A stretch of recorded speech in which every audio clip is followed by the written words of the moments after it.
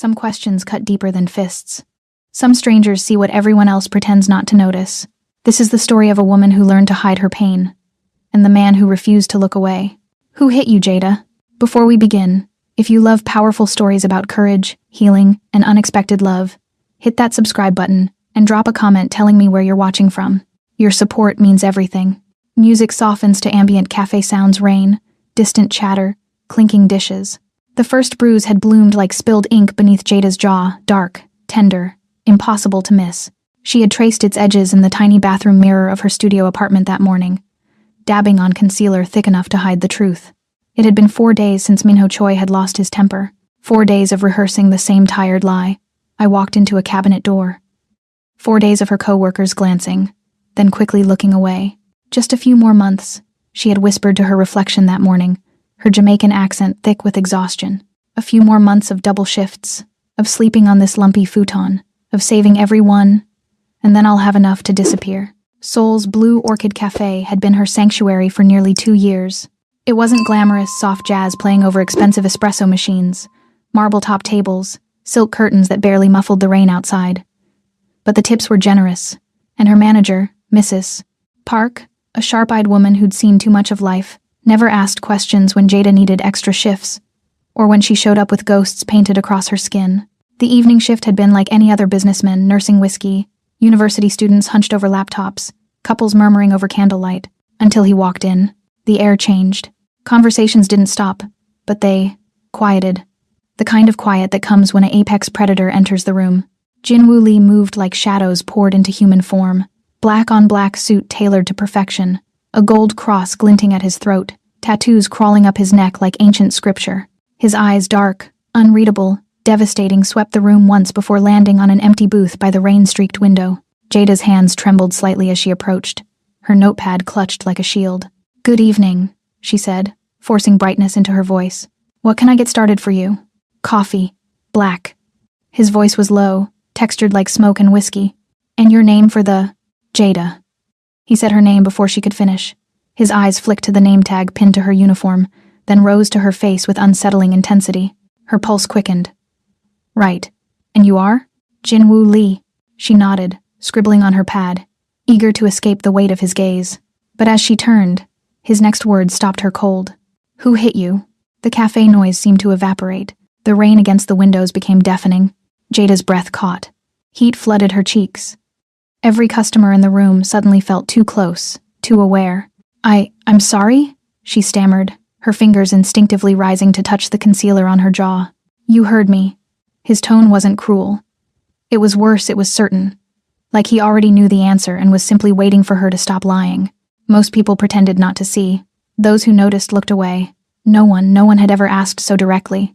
"I walked into a door," she said automatically, the lie bitter and familiar on her tongue. His dark eyes hardened, but his voice remained soft, dangerously soft. "Don't insult us both with that." Her throat tightened. Fear and indignation warred inside her chest. "I don't see how it's any of your business," she replied, struggling to keep her voice steady. Instead of anger, something almost like approval flickered across his face. The corner of his mouth lifted barely, but enough.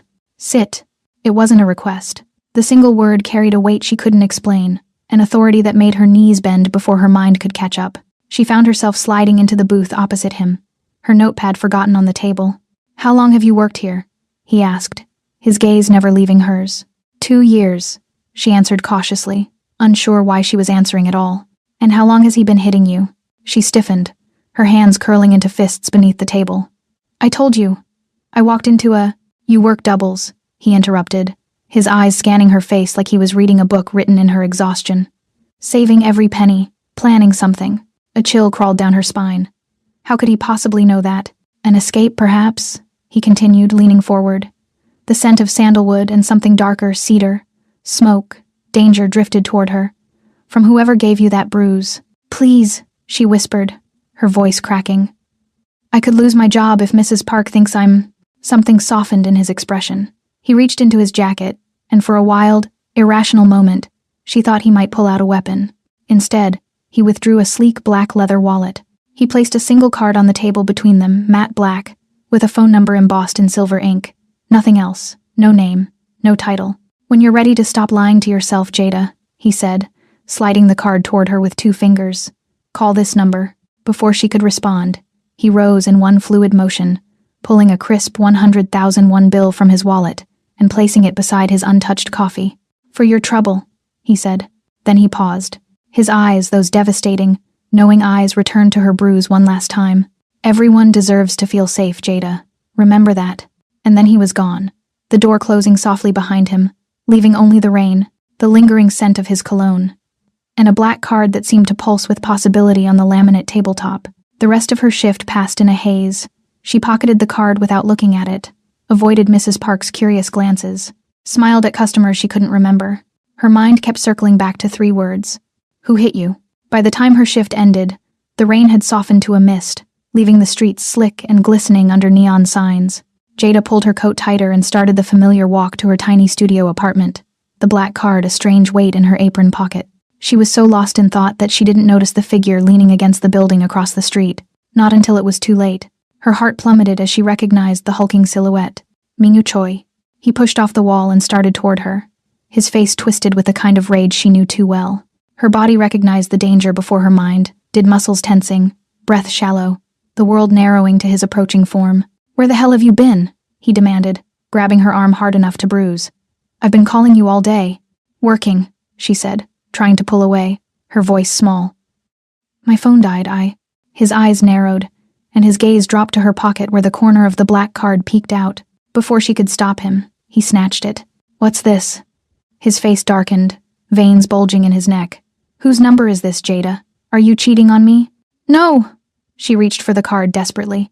"It's just a customer, She never finished the sentence.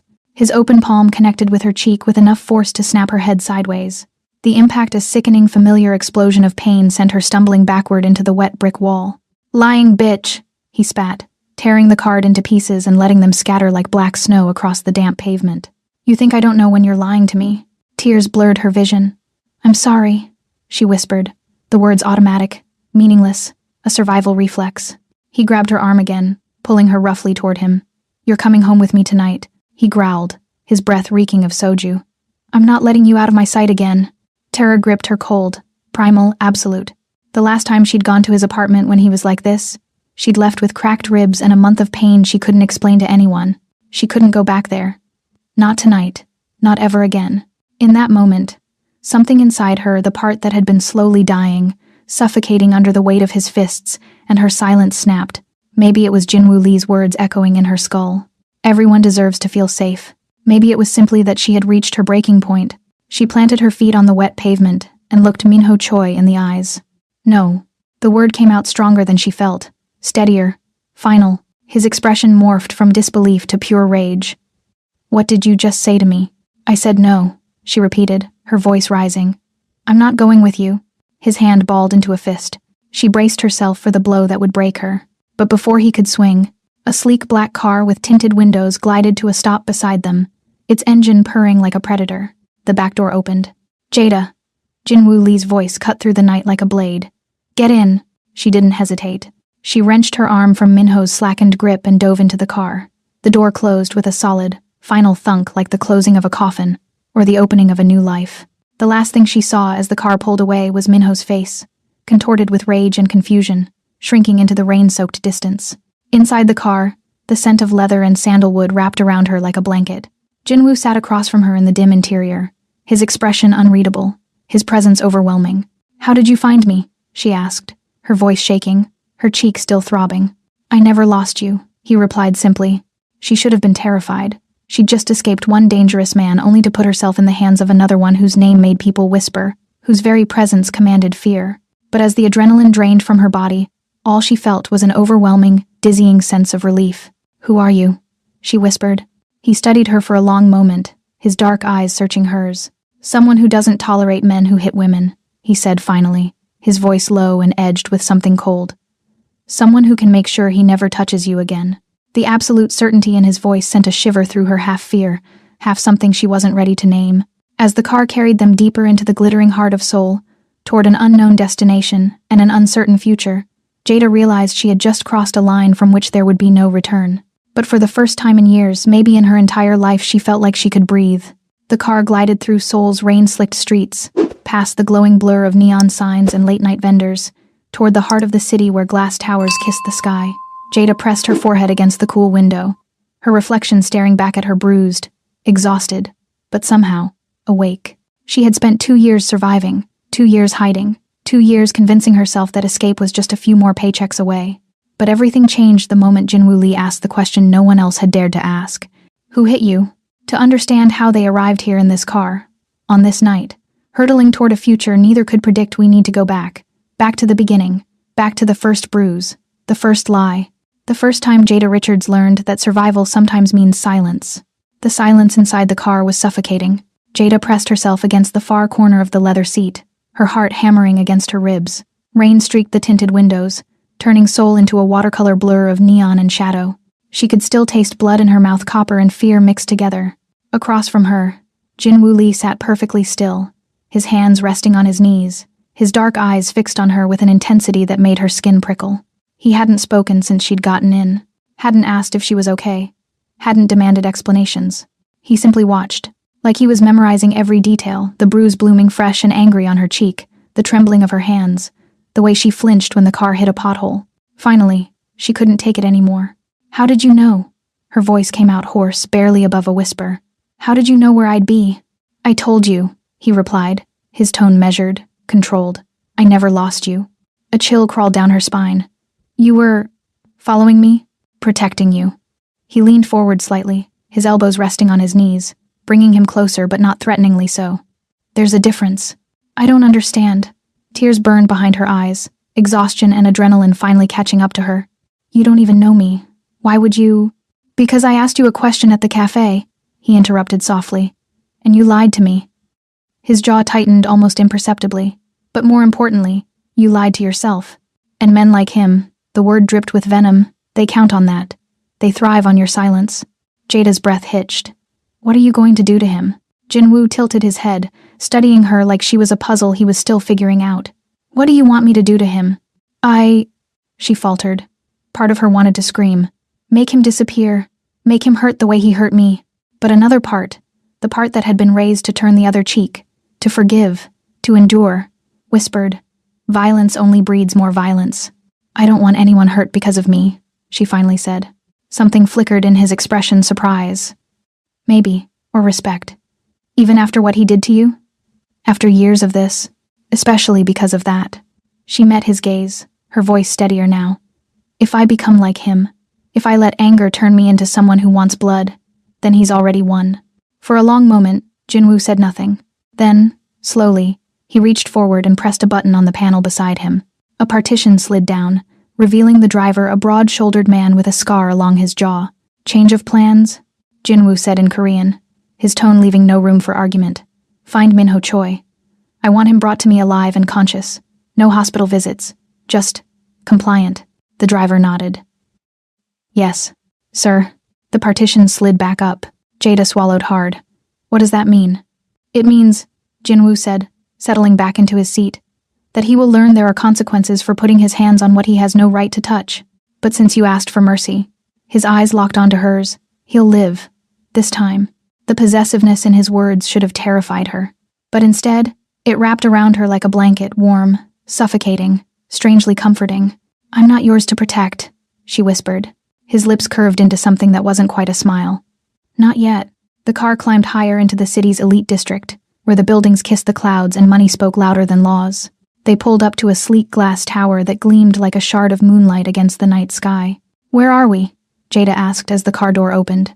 My home, Jinwoo replied simply, extending his hand to help her out. She hesitated, staring at his outstretched hand, strong, adorned with silver rings, stained with ink that crawled up his wrist. This is it, she thought, the point of no return. But when she looked back at the rain-soaked streets, at the city that had hidden her pain for so long, she realized she had nothing left to go back to. She took his hand. His grip was firm, steady, warm. He led her through a marble lobby where a doorman in white gloves bowed deeply not to her, but to him. They entered a private elevator that required both a keycard and a fingerprint scan. No buttons, no stops in between. Penthouse only, Jinwoo explained, noticing her confusion. The elevator ascended in silence, her stomach dropping with each floor they climbed. When the doors finally opened, Jada's breath caught in her throat. The penthouse was breathtaking. Floor-to-ceiling windows showcased a panoramic view of Seoul's glittering skyline, millions of lights twinkling like stars brought down to earth. The interior was sleek and modern dark wood, white marble, black leather furniture arranged with deliberate precision. Everything about it screamed power, control, wealth. But it was also lonely. There were no photographs on the walls, no personal touches, no evidence that anyone actually lived here. Your face needs to be looked at, Jinwoo said, breaking her reverie. My personal physician is on his way. I don't need a doctor, she protested weakly. He turned to face her, and for the first time since they'd met, his expression softened. Jada, you have blood on your lip, your cheek is swelling, and you're trembling like you're going to collapse. Don't make me regret giving him mercy by watching you suffer unnecessarily. The words were harsh, but his tone was gentle. Before she could argue further, the elevator chimed. An elegant older man with silver hair and kind eyes stepped out, carrying a leather medical bag. Dr. Han. Jinwoo greeted him with a slight nod. Mr. Lee. The doctor's gaze shifted to Jada, his expression shifting to one of professional concern. Let's take a look at you, dear. Jinwoo led them to a spacious living area where Dr. Han set up his supplies on the glass coffee table. Throughout the entire examination, the gentle probing of her jaw, the checking of her pupils, the careful cleaning of the cut on her lip, Jinwoo never left the room. He stood by the window, arms crossed, watching the doctor's every move with an intensity that bordered on possessive. Nothing's broken, doctor, Han finally announced, snapping his bag closed. The swelling will go down in a few days. Ice and rest. He turned to Jinwoo, his expression knowing. She'll be fine. Thank you, Jinwoo replied. Discretion as always? Of course. Dr. Han nodded politely to Jada. Take care of yourself, miss. When the elevator doors closed behind him, the silence returned heavier now, more intimate. You should rest, Jinwoo said, still facing the window. The guest room is down the hall. Second door on the left. You'll find clothes that should fit you in the closet. Why would you have women's clothes here? The question slipped out before she could stop it. He turned, one eyebrow raised. You think I entertain women here often? I don't know what to think about you.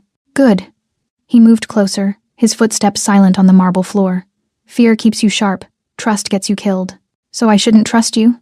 He stopped just inches away, close enough that she could smell sandalwood and something darker, cedar smoke, rain, danger. You should trust that I meant what I said at the cafe. Everyone deserves to feel safe, and while you're under this roof, you are. And when I leave?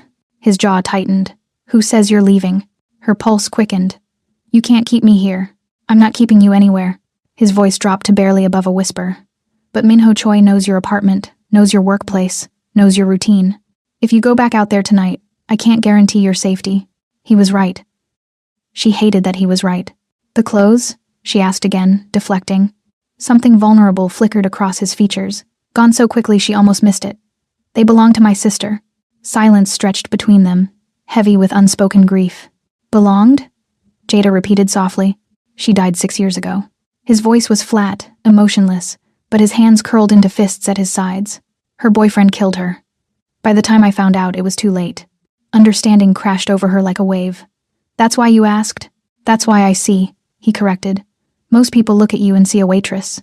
I look at you and see my sister, same excuses, same bruises, same fear in your eyes that maybe, just maybe, if you stay quiet long enough, love him hard enough, he'll stop.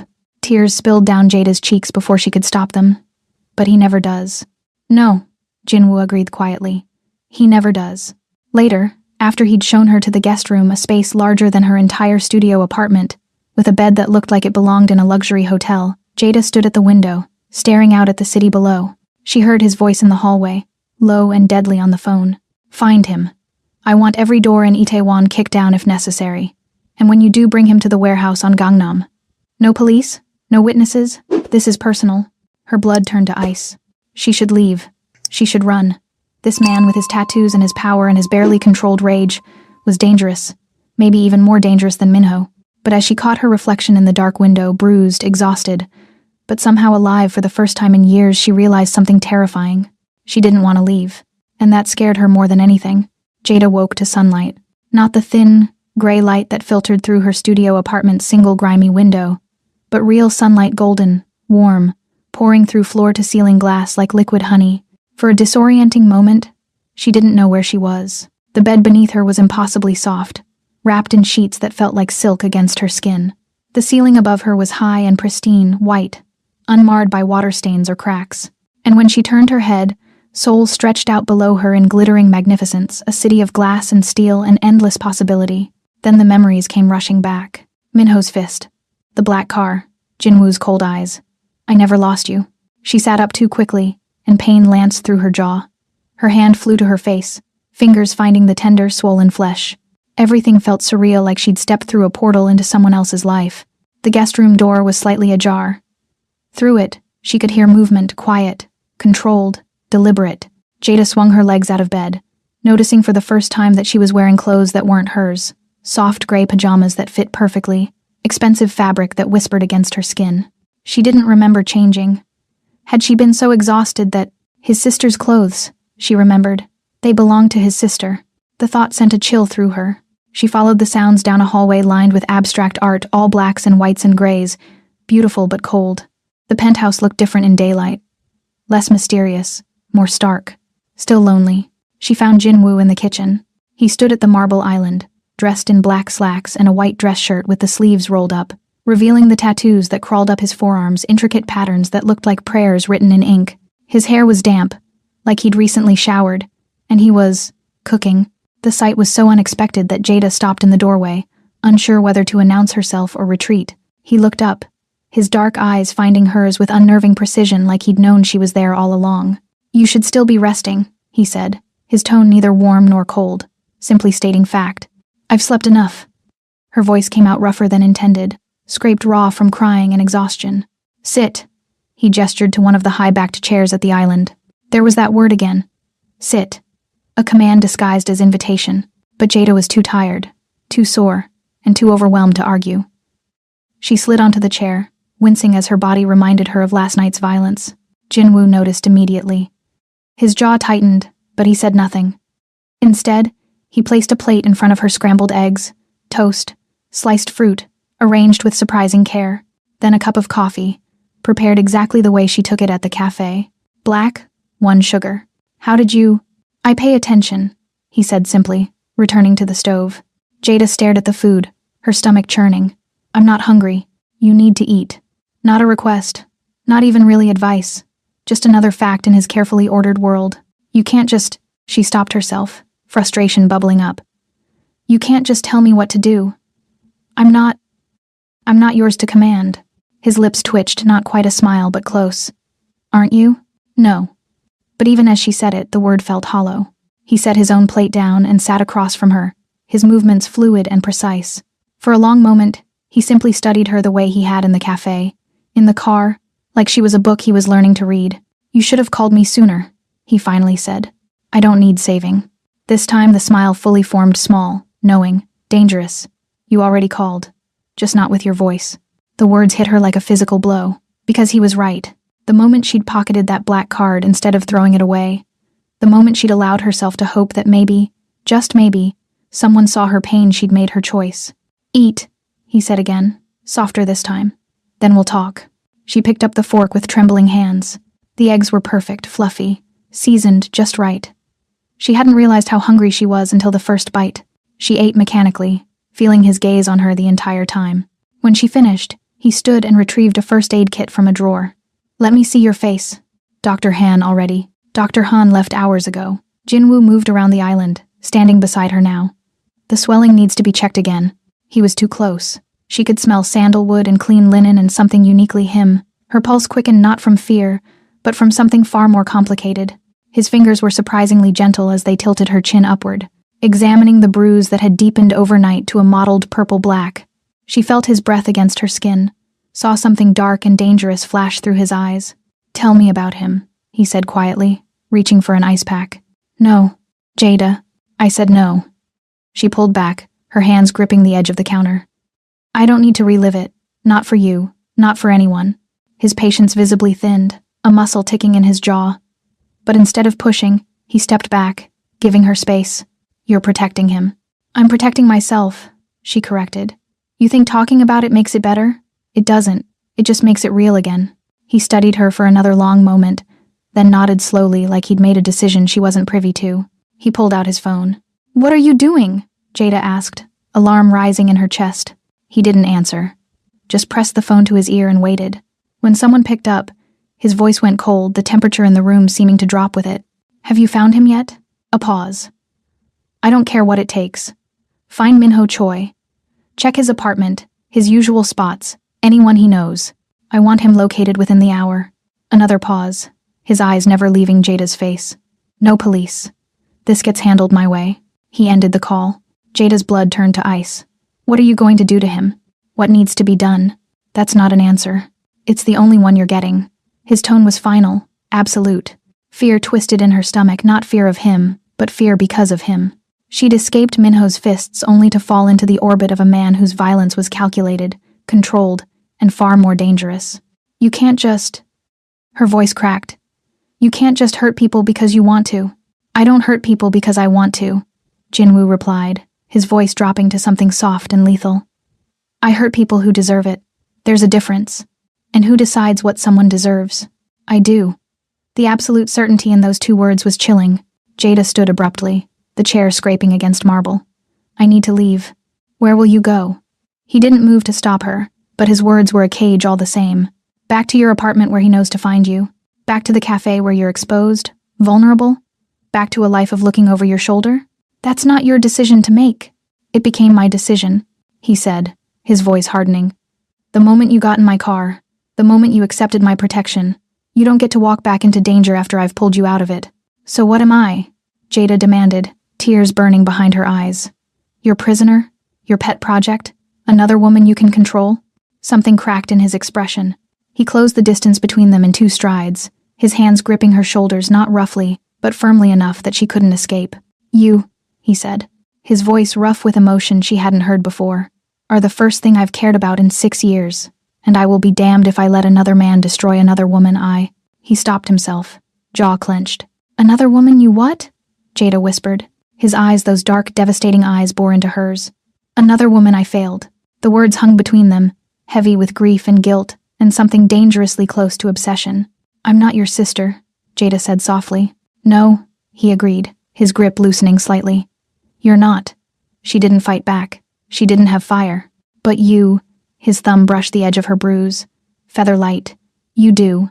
And I'm going to make sure no one extinguishes it." Jada's breath caught, because in that moment, she understood. She hadn't escaped one violent man for another. She'd walked into the protection of a man haunted by the ghost of someone he couldn't save, trying desperately to rewrite his past through her survival. And that was somehow more terrifying than anything Minho had ever done. The silence that followed Jinwoo's confession was deafening. Jada stood frozen, his words echoing in her mind. "Another woman I failed." His hands still rested on her shoulders, his grip gentle now, almost uncertain, like he'd surprised himself with his own vulnerability. She should pull away, should demand answers, should do something other than stand here drowning in the intensity of his gaze. But before she could move, his phone buzzed. The spell broke. Jinwoo released her and stepped back, his mask sliding seamlessly into place as he checked the screen. Whatever he saw there made his expression harden. "Excuse me," he said, his voice once again controlled, distant. He disappeared down the hallway, the phone already pressed to his ear. Jada released a breath she hadn't realized she'd been holding.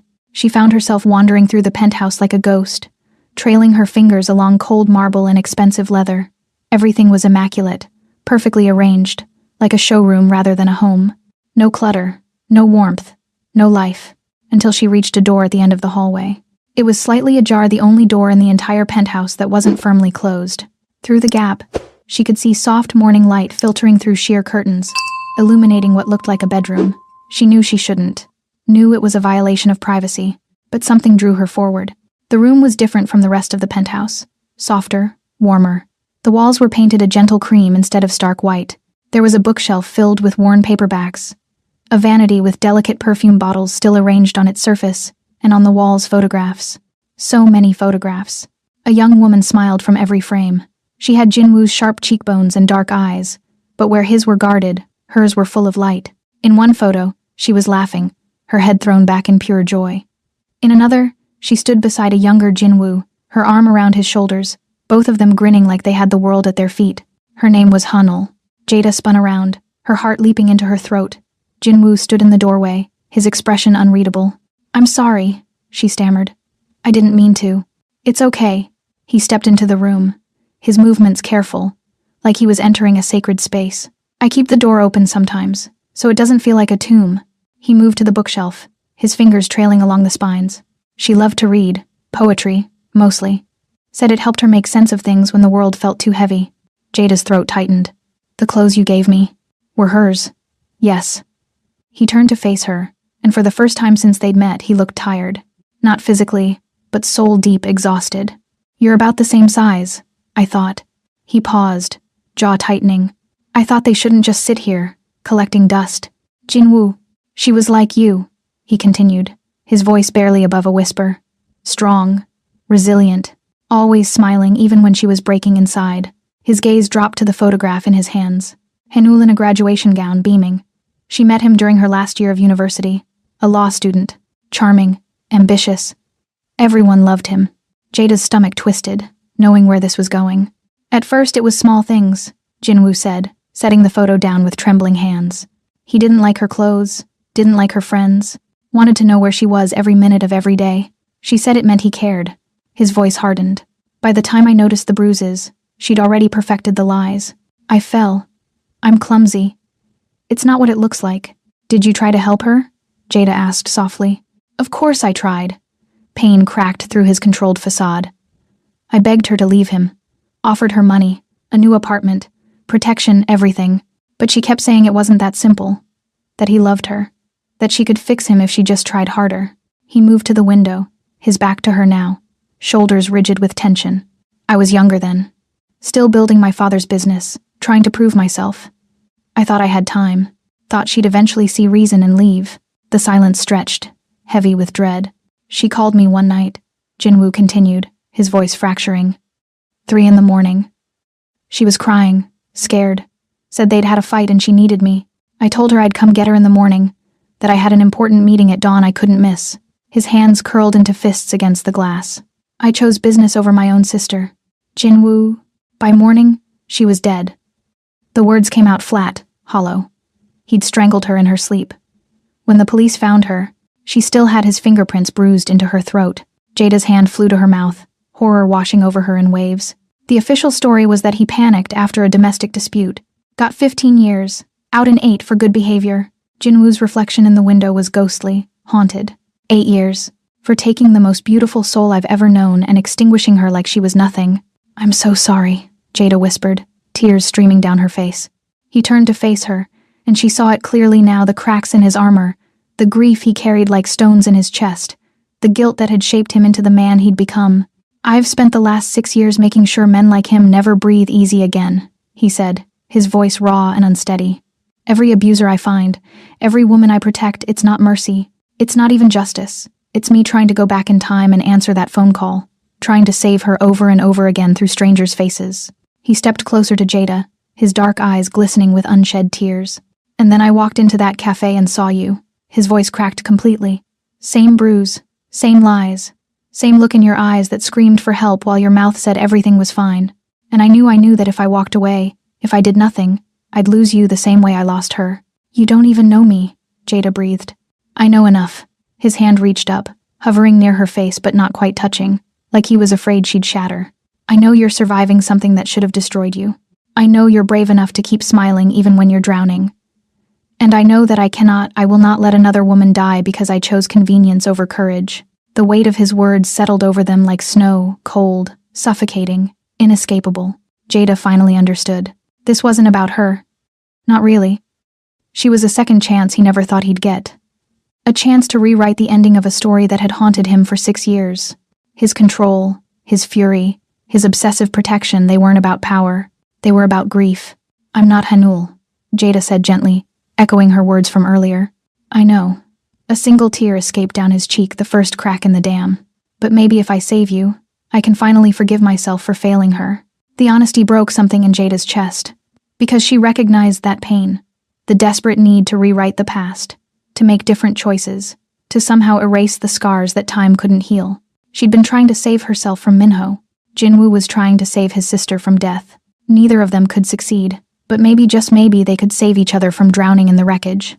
Slowly, carefully, Jada reached up and wiped the tear from his cheek. His eyes closed at her touch, his breath shuddering out like he'd been holding it for years. You can't rewrite the past, she whispered. No matter how many people you save. I know. His voice was barely audible. But I have to try. They stood there in Hainel's room. Two broken people surrounded by the ghost of a woman who'd never escaped, bound together by trauma and the desperate, impossible hope that maybe this time, the ending could be different. Outside, Seoul continued its endless rhythm, cars honking, people rushing, life moving forward whether they were ready or not. But in that moment, in that room full of memories and grief, time stood still. And for the first time since she'd met him, Jada saw Jinwoo Lee not as a dangerous man or a powerful crime boss, but as a brother who'd lost his sister. And maybe, just maybe, that made all the difference. If you're feeling this story, drop a love emoji in the comments. And if you've ever had to find the courage to say no when everything in you was screaming to stay silent, you're not alone. Hit subscribe, we're just getting started. 3 days after Jada had stood in Hanul's room and seen Jinwoo Lee cry, he walked back into the Blue Orchid Cafe. She noticed him immediately, impossible not to. He moved through the space like gravity itself shifted to accommodate him, conversations dropping to whispers as he passed. He wore all black again, his tattoos stark against his skin, that gold cross catching the afternoon light, and he sat in her section. Mrs. Park appeared at Jada's elbow, her expression carefully neutral. Table 7 is yours, she said quietly. Be polite. I'm always polite, Jada muttered, but her hands trembled as she grabbed her notepad. Jinwoo looked up as she approached, and something in his expression softened, barely perceptible. But there, Jada, Mr. Lee. She kept her voice professional, aware of the eyes tracking their interaction. What can I get you? Coffee, black, a pause, and the truth about how you're doing. Heat crawled up her neck. I'm fine. Liar. But his lips curved slightly. I'll take the coffee, and you'll take this. He slid something across the table, a phone. Brand new, still in its box. Programmed with one number, mine. If you need me, use it. I have a phone. That he knows about. His eyes held hers. This one's clean. Untraceable. Safe. She wanted to refuse. Wanted to tell him she didn't need his protection, his gifts, his constant shadow. But the weight of the phone in her hand felt like a lifeline she wasn't brave enough to cut. Just the coffee, then, she said, tucking the phone into her apron. His smile widened small, knowing, dangerous. For now. He came back the next day. And the day after that. Always in her section. Always ordering the same thing. Always watching her with those dark, devastating eyes that saw too much. Other customers started to notice. Started to whisper. The waitstaff gave her curious glances, but no one asked questions. Not when Jinwoo Lee left tips that were more than most people made in a week. But it wasn't just the cafe. On her third night back at work, Jada left through the employee entrance and found 2 men in tailored suits waiting beside a black car. She recognized them from the night Minho had attacked her. Miss Richards, one of them said with a polite nod. Mr. Lee asked us to escort you home. That's not necessary. It wasn't a request, miss. She wanted to argue. Wanted to insist on her independence. But the memory of Minho's fist, the taste of blood, the terror of being cornered, it was still too fresh. So she let them drive her home. Let them wait until she was safely inside her building. Let them become a fixture of her routine. By the end of the week, she'd spotted Jinwoo's car parked across from her apartment building 3 separate times. Never intrusive, never threatening, just there. A silent sentinel in the darkness. It should have felt suffocating. Should have felt like trading one cage for another. But somehow, it felt like being seen. On the 8th day, Jada had enough. She marched out of the cafe after her shift, ignoring the waiting car, and walked the 12 blocks to the address she'd found on the business card he'd given her, a sleek office building in Gangnam, all glass and steel and money. The receptionist tried to stop her. You can't just tell him Jada Richards is here, she said firmly. He'll see me. 5 minutes later, she was in an elevator shooting up to the 23rd floor, her heart hammering against her ribs. The doors opened directly into a private office, minimalist, powerful, with floor-to-ceiling windows overlooking the city. Jinwoo stood at those windows, his back to her, phone pressed to his ear. I don't care what it costs. Buy out their contract and make sure they understand that loyalty has consequences. He ended the call and turned, his expression shifting from cold authority to something softer when he saw her. Jada, what's wrong? You.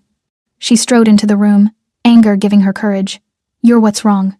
The cafe, the escorts, the car watching my apartment. You can't control my life like this. He set his phone down carefully. I'm not controlling your life. Then what do you call it? Ensuring no one else does.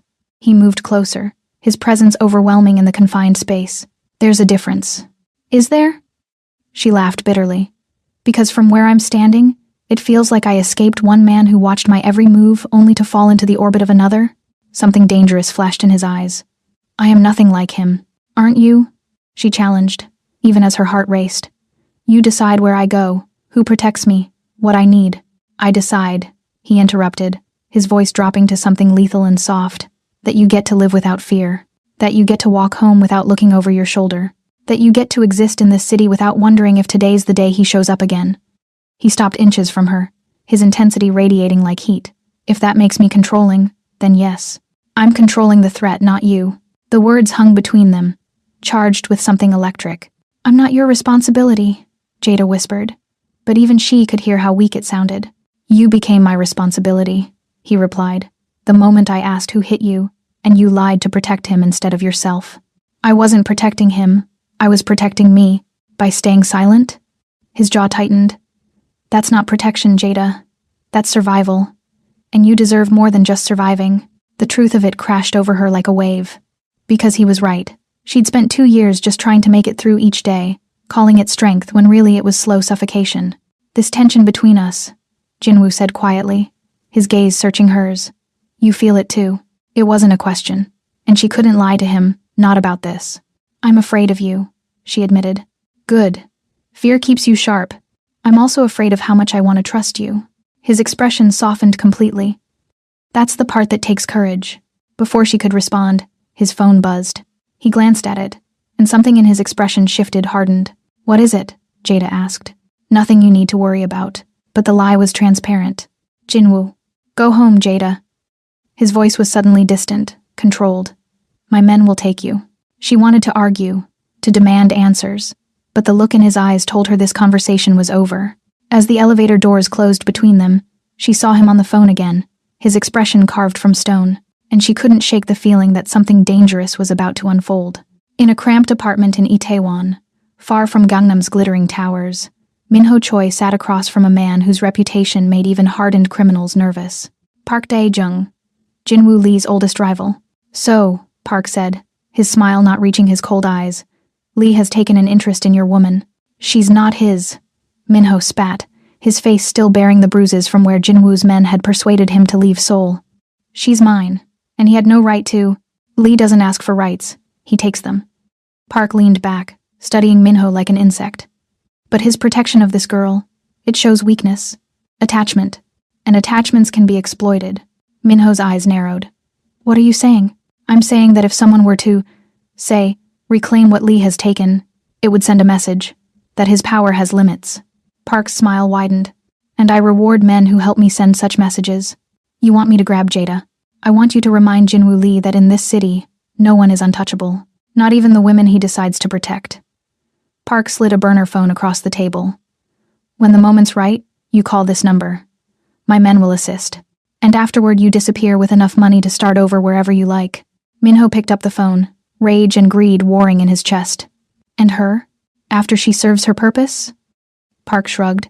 I don't care what you do with her. Minho's hand closed around the phone. When? Soon. Very soon. It happened on a Thursday night. Jada had stayed late at the cafe, covering for another waitress. By the time she left, the streets were emptier than usual, the neon signs casting long shadows across rain-slicked pavement. Jinwoo's men were waiting by their usual spot, but she waved them off. I need to walk, she'd said, needing just 10 minutes of autonomy, of breathing room. They'd hesitated but nodded, maintaining their distance. It was the opening Minho had been waiting for. She was 3 blocks from her apartment when the van pulled up beside her, quick, silent, efficient. The door slid open, and hands grabbed her before she could scream. A cloth pressed over her mouth, chemical sweet and suffocating. The world tilted, then went dark. Jada woke to the smell of rust and motor oil. Her head pounded, vision swimming as consciousness returned in painful waves. She was in some kind of warehouse abandoned by the look of it, with broken windows and exposed beams. Her wrists were bound behind her back, zip ties cutting into her skin, and Minho stood in front of her, flanked by 3 men she didn't recognize. Welcome back, he said, his smile twisted with rage and triumph. Miss me? Terror flooded her system. She tried to speak, but her mouth was dry, her tongue thick. Minho, shut up. He backhanded her casually, and pain exploded across her already bruised cheek. You don't get to talk, not after what you did. running to him. To Jinwoo Lee. He spat the name like poison. I didn't. I said shut up. He grabbed her jaw, forcing her to look at him.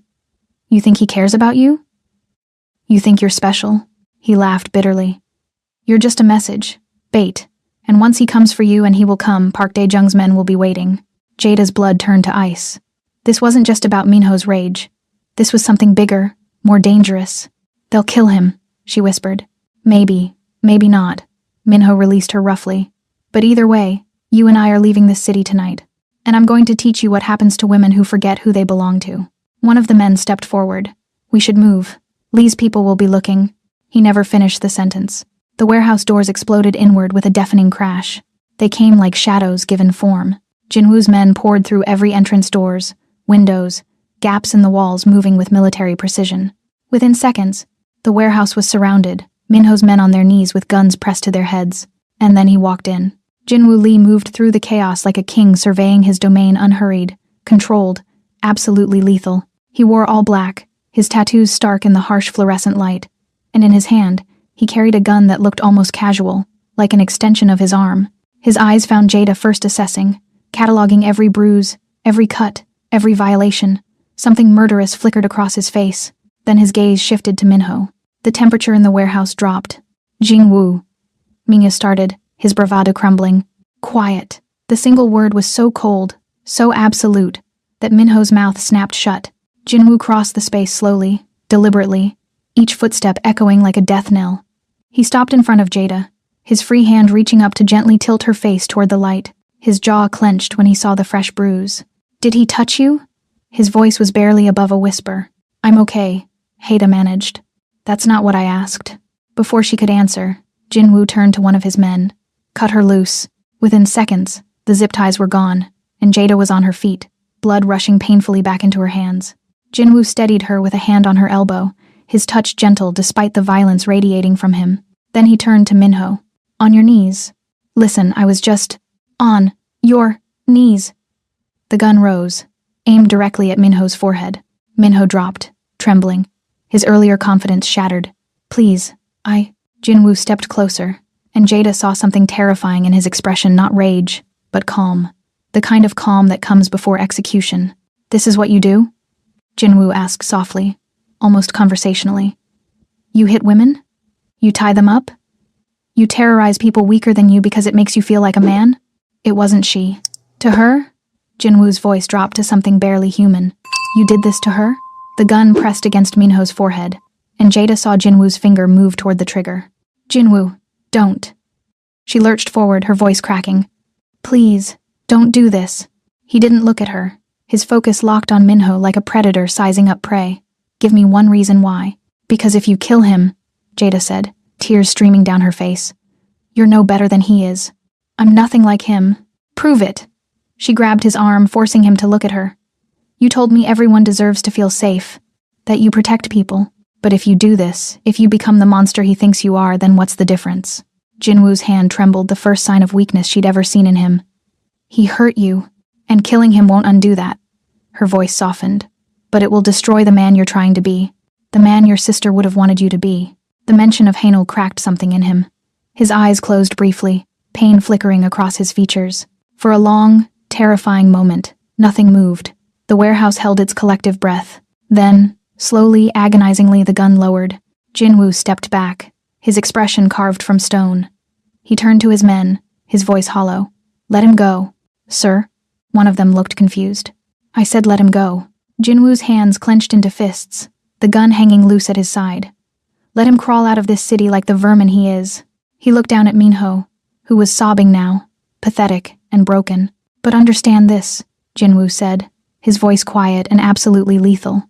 If you ever look in her direction again, if you so much as breathe the same air as her, you don't get to crawl. You don't get to run. You don't get to exist. He crouched down, his face inches from Minho's. I'll erase you so completely that even your mother won't remember your name. Are we clear? Minho nodded frantically, unable to speak. Good. Jinwoo stood, disgust etched into every line of his body. Get him out of my sight. Two of his men hauled Minho up and dragged him toward the exit. The other men followed, leaving Jinwoo and Jada alone in the cavernous space. The silence was deafening. Jinwoo stood with his back to her, shoulders rigid, the gun still in his hand. She could see him shaking not from fear, but from the effort of restraint. Jinwoo, that was the hardest thing I've ever done. His voice was raw, broken. Letting him walk away after what he did to you, it's burning through me like acid. I know. Jada moved closer. But you did it anyway. For you. He finally turned, and she saw the cost written in his eyes, the war between his nature and his choice. Only for you. She closed the distance between them and did something she'd never thought she would. She wrapped her arms around him, pressing her face against his chest. He went rigid with surprise. Then slowly, carefully, his arms came around her, holding her like she was made of glass. Thank you, she whispered. He didn't respond, just held her tighter, his face buried in her hair, his whole body trembling with the effort of mercy. And in that moment, Jada realized she was no longer just his second chance. She was becoming something far more dangerous. She was becoming his reason. The penthouse felt different when they returned. Darker, quieter, heavy, with the weight of what had almost happened in that warehouse. Jada sat on the edge of the leather sofa, her hands still trembling from adrenaline, her wrists marked with red lines from the zip ties. She stared at the Seoul skyline through the floor-to-ceiling windows, the city lights blurring together through her unshed tears. Jinwoo moved through the space like a ghost, pouring whiskey into a crystal glass with mechanical precision. He downed it in one swallow, then poured another. She'd never seen him drink before. You should eat something, he said without looking at her, his voice hollow. I'm not hungry. You need to. I said I'm not hungry. The words came out sharper than intended. Silence fell between them, thick and suffocating. Jinwoo set the glass down with a soft clink and finally turned to face her. He looked exhausted, not physically, but emotionally drained, like showing mercy had cost him something vital. I should have killed him, he said quietly. No. He deserved it. Maybe. Jada's voice cracked. But you didn't, and that matters. Does it? He moved closer, his movements stiff, controlled. Because right now all I can think about is that he's still breathing while you're sitting here shaking. I'm fine. Stop saying that. His voice hardened. Stop lying. I'm not. You're terrified, he interrupted, crouching down in front of her so they were eye level. You're traumatized and hurting and pretending to be strong because that's what you've done for so long you don't know how to do anything else. The truth of it hit her like a physical blow. And suddenly, the dam she'd built over years of survival, brick by brick, lie by lie, began to crack. You can't fix me, she whispered, her voice breaking. I'm not trying to. Jinwoo's expression softened, his hands resting gently on her knees. I just need you to stop pretending you're fine when you're not. If I stop pretending, tears spilled over, hot and unstoppable. If I let myself feel it, I don't know if I'll survive it. Then I'll make sure you do. His hands moved to cup her face with devastating gentleness, his thumbs catching her tears. But you can't keep carrying this alone, Jada. It's killing you. She shook her head, sobbing now, years of pain clawing its way up her throat. You don't understand. Then help me understand. His voice dropped to something raw, pleading. He tilted her face up, forcing her to meet his eyes, those dark, devastating eyes that saw everything she tried to hide. Talk to me. It wasn't a command. It wasn't even a request. It was a plea from a man who'd spent 6 years drowning in his own guilt, begging her to let him help shoulder her pain. And something inside her, the last wall she'd built to protect herself, finally shattered. He started hitting me 3 months after we moved in together, she began, her voice trembling but steady. Small things at first. A shove when he was angry, grabbing my arm too hard. He'd apologize after, say he was stressed, that he didn't mean it. Jinwoo's jaw clenched, but he said nothing, just listened. Then it got worse. The words tumbled out now, unstoppable. He'd accuse me of cheating if I came home late from work, if I talked to another man, if I smiled too much at customers. He said I was trying to embarrass him, to make him look weak. Her hands twisted in her lap. The first time he hit me, really hit me, I'd forgotten to buy his favorite beer. Such a stupid thing. He backhanded me so hard I saw stars. Then he cried and begged for forgiveness and Her voice broke. I forgave him. I actually forgave him. Jada. Every time after that, I told myself it was the last time. That if I just tried harder, loved him better, stayed quieter, he'd stop. Tears streamed down her face. I started working double shifts so I wouldn't have to go home. Started covering bruises with makeup so no one would ask questions. Started believing maybe I was the problem. Jinwoo's hands tightened on her face, his eyes glistening with unshed tears. There were nights, Jada continued, her voice barely above a whisper, when I'd lie awake after he'd hit me, and I'd think about ending it. Not leaving ending it, because that felt easier than admitting I was trapped. Easier than facing how pathetic I'd become. You're not pathetic. His voice was fierce, broken. You're a survivor. I'm broken. She sobbed into her hands. He broke me, Jinwoo. And I let him.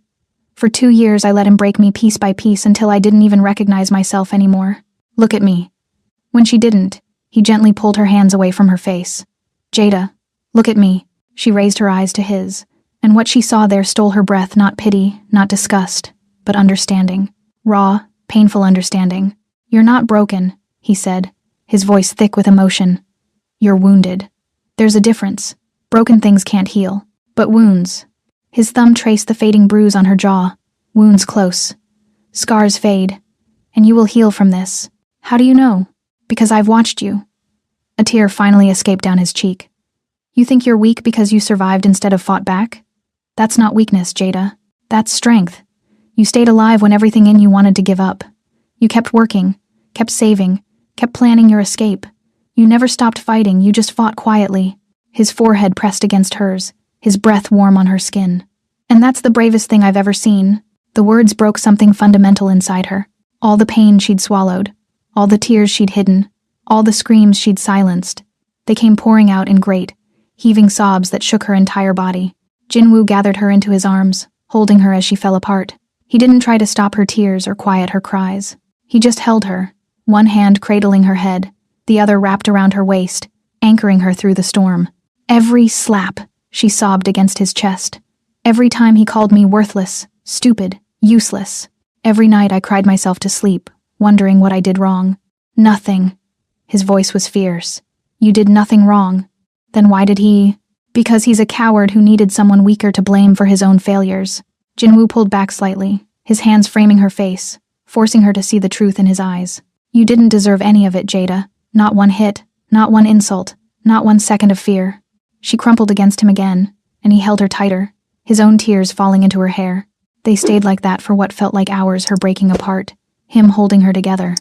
Both of them crying for different reasons but the same pain. When her sobs finally quieted to hiccuping breaths, Jinwoo spoke again, his voice barely above a whisper. You're safe now. He pressed his lips to her forehead, gentle, reverent. You don't owe anyone your pain anymore. Not him, not the world, not even yourself. What if I can't let it go? She whispered. Then I'll help you carry it.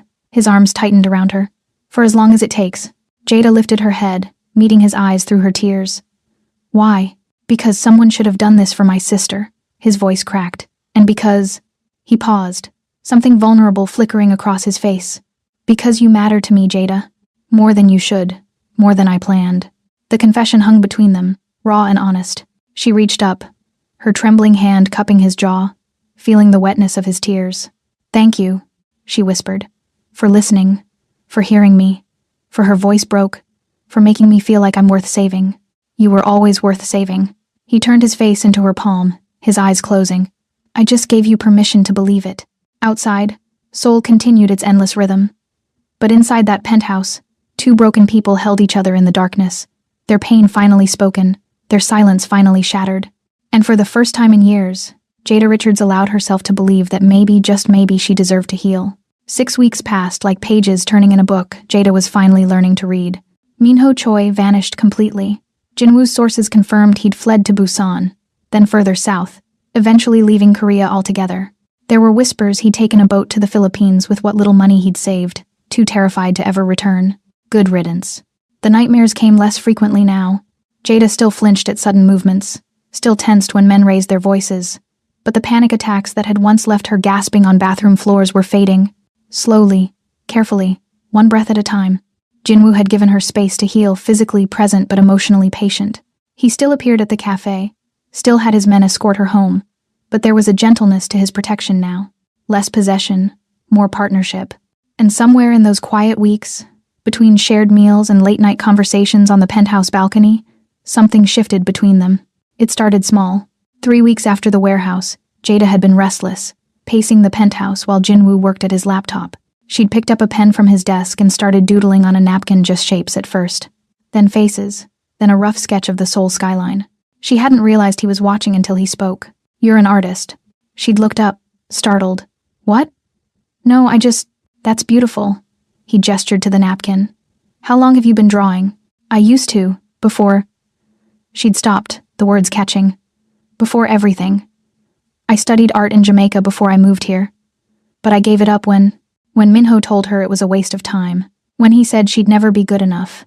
When she stopped believing she deserved to create anything beautiful. Jinwoo had simply nodded, filed the information away behind those dark, observant eyes. She'd thought nothing of it. Until 4 days later, when she'd returned from her shift to find the penthouse transformed. What is this? Jada had stood frozen in the doorway of what had been a spare room. Sunlight poured through massive windows that hadn't been there before. The walls were painted soft cream, and along one side stood easels, canvases, brushes still in their packaging, paints, acrylics, oils, watercolors arranged in neat rows, a drafting table, professional lighting, everything an artist could dream of. Jinwoo had leaned against the doorframe, watching her reaction with something almost vulnerable in his expression. You said you gave it up. I thought maybe you'd want it back. Tears had blurred her vision. Jinwoo, this is too much. It's not enough. He'd moved closer, his voice soft. You've spent years making yourself smaller to survive. I want to give you space to be bigger. To create, to remember who you were before he tried to erase you. She turned to him then, seeing not the dangerous man who commanded fear, but someone who understood what it meant to lose yourself. Thank you, she'd whispered. He'd smiled, small, genuine, devastating. Paint something beautiful, Jada. And she had. Every day after her shifts, she'd lose herself in color and canvas. At first, her hands were clumsy, uncertain, like learning a language she'd once spoken fluently. But gradually, muscle memory returned. The brush felt natural again. The paint became poetry. She painted her pain first dark, violent strokes of purple and black, then her fear jagged reds and deep blues. And finally, slowly, she began painting hope, gold and cream and soft pink sunrises. Jinwoo never intruded, but sometimes she'd find him standing in the doorway, watching her work with an expression she couldn't quite name. Pride, maybe, or something deeper. It was a Saturday morning when everything changed. Jada woke to find Jinwoo already awake, sitting on the balcony with coffee and the sunrise. She'd started sleeping in the guest room less and less, often falling asleep on the sofa after their late-night talks, waking to find herself covered with a blanket he'd draped over her. She joined him outside, accepting the coffee he'd already prepared cream. 1 sugar, exactly how she liked it. I have something for you, he said after a long, comfortable silence. He reached into his pocket and withdrew a small velvet box. Jada's heart stuttered. Jinwoo, it's not what you think. His lips quirked slightly as he opened it. Inside lay a single silver key on a delicate chain. What is it? A choice. He removed the key from the box, holding it up to catch the morning light. There's a house on the coast, Jeju Island. Private, secure, with a studio overlooking the ocean. I've had it prepared for you. Her breath caught. I don't understand. You can go there, he continued, his voice carefully neutral. Start over. New life, new name if you want. Everything's taken care of, finances, security, anything you need. You'll never have to worry about money or safety again. You're sending me away? The words came out smaller than intended. I'm giving you a choice. His dark eyes met hers, and she saw the vulnerability there, the fear of losing her warring with his need to give her freedom. You can go there and be free. Or, he paused, something raw flickering across his face. You can stay here, with me. Silence stretched between them, heavy with possibility. If I stay, Jada asked carefully, her heart hammering. What am I to you? Jinwoo set down his coffee and turned to face her fully. For a long moment, he just looked at her like he was memorizing every detail, preparing for the possibility she might choose to leave. When I lost Hanul, he began quietly, I thought I'd never care about anyone again. Caring meant pain. Attachment meant loss. So I built walls, power, control, fear. I became someone people respected but nobody loved. He reached out, his fingers brushing a strand of hair from her face with devastating gentleness. Then you walked into my life with your bruises and your lies and your unbreakable spirit, and those walls started crumbling. His hand cupped her jaw, thumb grazing her cheekbone, where the last faint shadow of her bruise had finally faded. At first, I told myself you were my redemption, a second chance to save someone I'd failed to save before. And now, she whispered, now you're not my redemption, Jada. His voice dropped to something achingly vulnerable. You're my reason, the reason I wake up wanting to be better, the reason I showed mercy when everything in me screamed for violence, the reason this penthouse finally feels like a home instead of a mausoleum. Tears slipped down her cheeks. I'm afraid. Of me? Of how much I want to stay. She laughed wetly. 6 weeks ago, I was terrified of you. Now I'm terrified of leaving you. How did that happen? I stopped trying to save you, he said softly, and started letting you save me.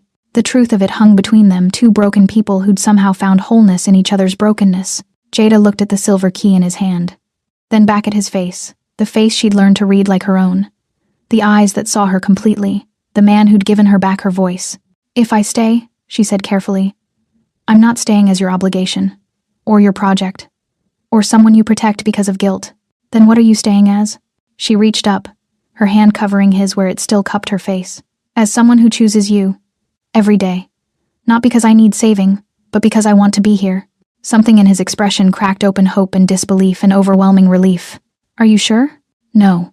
She smiled through her tears. I'm terrified, but for the first time in years, I'm choosing what scares me because I want it, not because I'm trapped by it. Jinwoo's eyes glistened. You can still take the key. Change your mind tomorrow, next week, next year. The house is yours regardless. Then I'll keep it. She took the key from his hand, closing her fingers around the cool metal. As a reminder that I have choices, and that I'm choosing this, you, not a possession, he whispered, echoing her earlier question. A reason. She leaned forward, closing the distance between them, and pressed her forehead to his. Then be my reason too. His arms came around her, careful, reverent, like she was something precious he'd been given permission to hold. And in the morning light, surrounded by soul's awakening symphony, two people who'd survived their own separate hells chose each other, not out of necessity, but out of hope. 4 months later, Jada stood on the penthouse balcony, wrapped in one of Jinwoo's shirts, watching Seoul wake beneath her like a galaxy coming to life. The city stretched endlessly in every direction, millions of lights, millions of lives, millions of stories unfolding in the pre-dawn darkness. She'd learned to love this view, not because it represented power or wealth, but because it represented possibility. From this height, everything seemed reachable. Every dream felt within grasp. Her reflection in the glass showed a woman she barely recognized from 4 months ago. Her bruises had faded completely, leaving behind smooth brown skin that finally felt like her own again. She'd gained weight, the healthy kind, from eating without fear, from sleeping through the night without nightmares. Her hair had grown longer, natural curls framing her face instead of being tied back in the severe ponytail she'd worn to stay invisible. But the biggest change wasn't physical. It was the light in her eyes, the way she held herself not defensive anymore, but open, the way she smiled easily now, laughed without fear, spoke without measuring every word for potential consequences. She'd found herself again. Or maybe she'd become someone new entirely. Behind her, she heard the sliding door open, felt the shift in air that signaled his presence before he even spoke. Couldn't sleep. Jinwoo's voice was rough with sleep, intimate in the quiet morning. Didn't want to. She glanced over her shoulder, finding him in gray sweatpants and a black t-shirt. His hair mussed, looking more human than dangerous. The sunrise is too beautiful to miss. He joined her at the railing, their shoulders brushing. The casual intimacy of the gesture still made her heart flutter the way they'd learned each other's spaces, each other's silences, each other's needs. They stood in comfortable quiet, watching pink and gold bleed across the horizon. Mrs. Park called yesterday, Jada said eventually. The Blue Orchid is expanding. She wants me to manage the new location. That's incredible. Jinwoo turned to look at her, pride evident in his expression. Will you take it? I don't know. She bit her lip. The gallery in Hongdae also reached out. They want to feature my work in their emerging artist showcase next month. Jada, his smile was genuine, unguarded. That's amazing. It's terrifying, she admitted. Putting my work out there, letting people see what I've created. What if they hate it? They won't. His hand found hers on the railing, fingers intertwining naturally. Your art is extraordinary, raw and honest and brave. It's my pain on canvas. It's your healing on canvas, he corrected gently. There's a difference. She squeezed his hand, drawing strength from his certainty. These past months, he'd become her biggest supporter, not controlling her choices, but encouraging her to make them. Not deciding her path, but walking beside her as she forged it herself. Too many good things, she murmured. Sometimes I wake up afraid it's all a dream, that I'll blink and find myself back in that tiny apartment, waiting for him to come home angry. You won't. Jinwoo's voice was firm. That life is over. Because of you. No. He turned to face her fully, his free hand lifting to cup her face, a gesture that had become as natural as breathing between them. Because of you. I gave you a way out.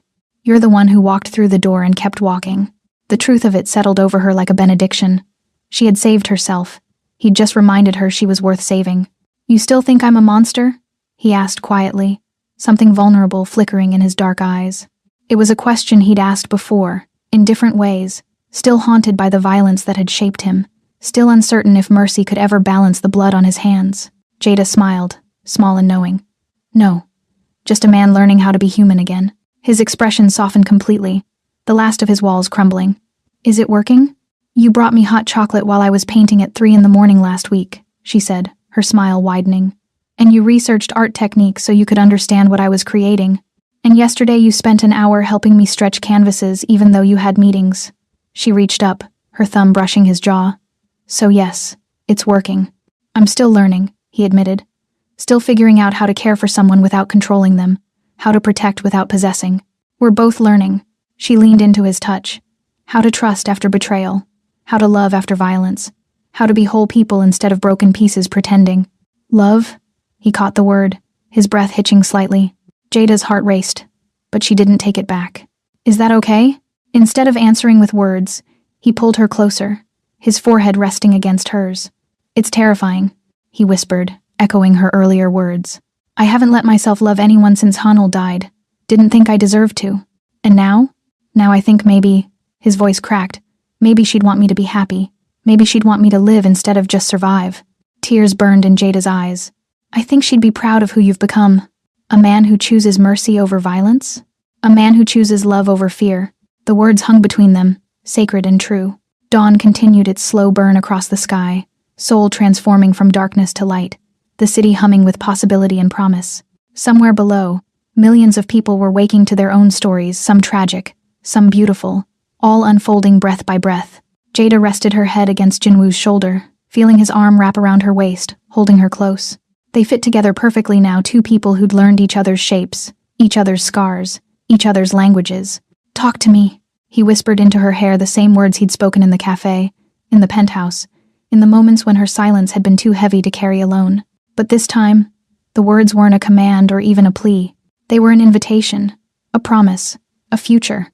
And this time, when Jada spoke, it wasn't from fear or pain or the desperate need to be heard. It was from love. I want to do the gallery showcase, she said softly. And I want you there when I do. Not as my protector or my savior, but as what? His voice was barely audible. She pulled back slightly, meeting his eyes, those dark, devastating eyes that had learned to see her completely. As mine. If you want to be. His smile broke across his face like sunrise, slow, warm, transforming. I've been yours since the moment you got in my car and refused to stay broken. And I've been yours, she admitted, since the moment you asked who hit me and actually cared about the answer. He kissed her then, soft and reverent and full of promises neither of them knew how to speak yet. A kiss that tasted like healing and hope and second chances neither of them thought they deserved. When they pulled apart, the sun had fully risen, bathing soul in golden light. What do we do now? Jada asked, slightly breathless. Jinwoo smiled against her lips. We live. We create. We choose each other every day, until choosing becomes as natural as breathing. No more monsters? No more monsters, he agreed. Just two people learning how to be human together. She kissed him again, softer this time, sealing the promise. And as soul hummed its endless symphony below them, Jada Richards and Jinwoo Lee stood wrapped in each other's arms, no longer haunted by the ghosts of who they'd been, but hopeful for who they were becoming. Together. Finally. Home. Thank you for being here. If this story moved you, please subscribe and share it with someone who needs to hear it. Remember, everyone deserves to feel safe. Everyone deserves to be heard. Until next time, may your mirror always reflect hope.